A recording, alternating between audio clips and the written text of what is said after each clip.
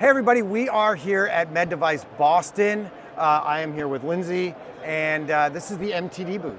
It is a nice small booth because that's what you guys are all about.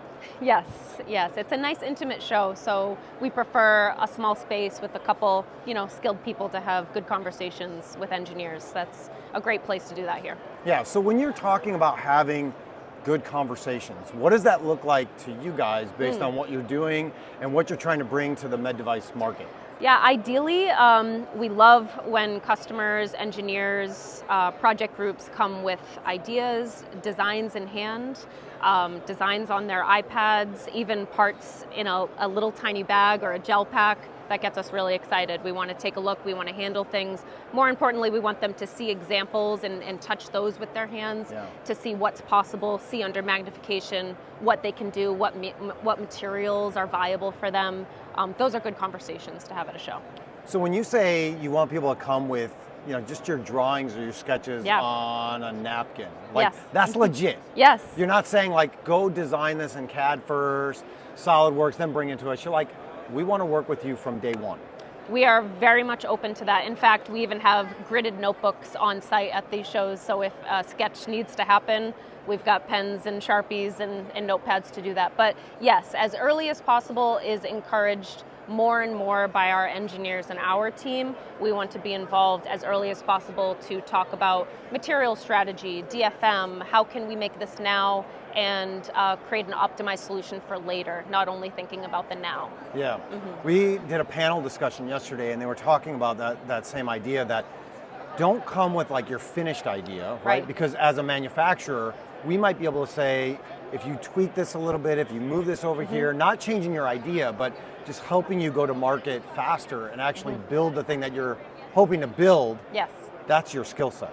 Yes, and save a lot of cost usually. If the design is not frozen, which we totally understand, sometimes we can get involved in programs where the design is frozen. We're rescuing it from a bad situation or a manufacturing solution that wasn't scalable and they're stuck in a design freeze. We are able to work with that, but when there is flexibility and the design is not frozen, the opportunities really stack up of if we make this concession or maybe a material grade change, then your costs can decrease significantly with volume. So those are the nice opportunities that we get excited to talk about if we can. Yeah, being able to be on that beginning phase. Yes. And work with somebody as a partner, correct, not just a vendor or a manufacturer, but come alongside them and say, great idea, let's figure out the best way to do it. Yes, and we stretch a little bit beyond the traditional contract manufacturing scope where we have an in-house materials expert and we have some really cool material testing equipment, so we can get involved earlier than customers might think is appropriate or necessary. So we can get involved with material selection on a really granular level to talk about, well, let's see if this material can fill this wall and let's do a test plaque to make sure. These are all things that can happen way before quoting and PO that we want to be involved in. We encourage that. So who is the perfect customer for you guys? We are a medical device manufacturing company. We are clean room manufacturing, so ISO Class 8 clean rooms. If there's a need for that, and the part is very small, complex, and there's a challenge, problem to solve, we want to talk to you. That typically falls within the medical health tech realm. There are applications that fall outside of that, or even well outside of that, that we are definitely able to talk to you about. As long as there's an appetite and need for clean room manufacturing, and again, a problem to solve, we're here to talk. Yeah, and what I love is that you guys don't just do the molding, you don't just do the mold building, you are every single phase of the project. Can you explain that a little bit? Yes, that's vital. You're alluding to our tool building expertise, which we were founded as a tool building company in the 70s. That is a critical puzzle piece to what we're trying to do here. You cannot be successful, I always say this, you cannot be truly successful in micro-injection molding at the scale we're working at without perfect tooling. So that is step one. It starts with the tool design process. Again, a very back and forth process. We want that to be interactive with our customer. That is a huge part of what we do to be vertically integrated, as well as everything from assembly, custom labeling, packaging, ultrasonic welding, anything that the customer needs from tool build expertise to metrology, packaging, final ship. we want to be that solution. Yeah. Yeah. Which is amazing because it's so hard to find good vendors and good partners. So if you can find one that does everything under one roof, you're ahead of the game. That's our goal. We don't outsource anything.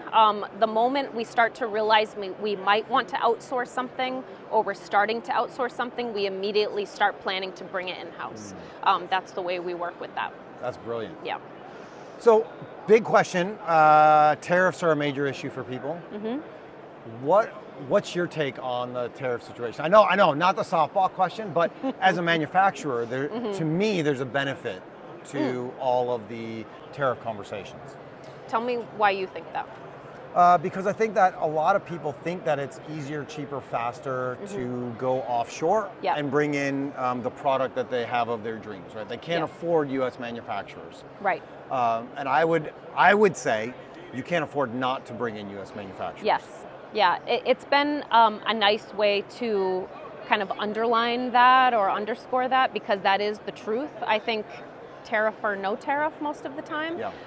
But the whole tariff conversation has certainly brought people to us earlier, I think, than they would have before, because the assumption is there now that U.S. manufacturing is the first place to check versus the third or fourth. Yeah. So we definitely appreciate, again, being involved early in those conversations, and that's helping that part of that. Yeah. What would you say is the difference that U.S. manufacturing can make? For me, it's all about proximity. I mean, that's another benefit of the Boston show for us. We're an hour west of here. We literally drive here with our little duffel bag and come to the show. And the best part of the show is shaking hands with our local customers. So we really appreciate that, and we know that our customers appreciate that even more. So being able to just hop on a plane, hop in a car, and go to the facility that's making your most critical component, you can't put a price tag on that. Right. That just makes all the difference, to be able to walk into our shop, see your tool firsthand under a microscope, talk to the people who built it, designed it, are maintaining it and cleaning it. You just can't do that outside of the boundaries of the U.S. There's so much advantage to that. It's easier to build a relationship, have communication, instill that trust. Know that you don't have a 12-hour time difference between communication. All of that. Different words don't mean different things to different people in different countries. It's just an easier way to do that. And I maintain Made in America matters. I agree with you. And I maintain too that it's all about the people you work with. The people that work at our company and the people that choose to work with us. Those relationships are always strongest when there's a bit of a proximity where they can come visit us on a semi-regular basis. We encourage it. We have an open door policy. We want people in, talking to our project team, talking to the tooling people, talking about next generation projects. How can we optimize this? The relationships are so important. Yeah. Yeah. I love how passionate you are about where you work. You don't get that all the time. So what is it about MTD specifically that you think makes the difference, both as a place to work and as a place for people to do work with? I love that. Cheyenne and I were just talking about that yesterday and today. It's the people. I go back to the people. I don't think you can really enjoy where you're working unless your team is incredible. And I don't say that lightly. MTD's team is second to none. They are not only the kindest, nicest, best working together people, but they're incredibly talented and smart. So we can have a lot of fun on the sidelines in the cafeteria chatting about our weekends, but when there's a problem to solve, you better believe we are, all of us. I'm a salesperson, and I'm in there with the engineers, the metrology experts, the quality manager. We're all around a table solving a problem together. I don't think you get that in a lot of companies, small or big. It's the only way we know how to work, and it helps things happen as quickly as possible, which is what you want from partnering with a small company. Absolutely. So that's huge. That instills a ton of passion and excitement in our team. We're privately owned. Our management cares so much about our employees, and they know that, and they act accordingly. So it's a great place to work. That's amazing. That's amazing. I love coming by and seeing you guys and talking to you at all the shows. I'm going to move on and let you guys get back to work. Good. I hope that the rest of today at MEDevice Boston is successful for you guys. Thank you. It's always good seeing you and Cheyenne and the whole team. So thanks for watching and talking with us. Take care and God bless. Thank you.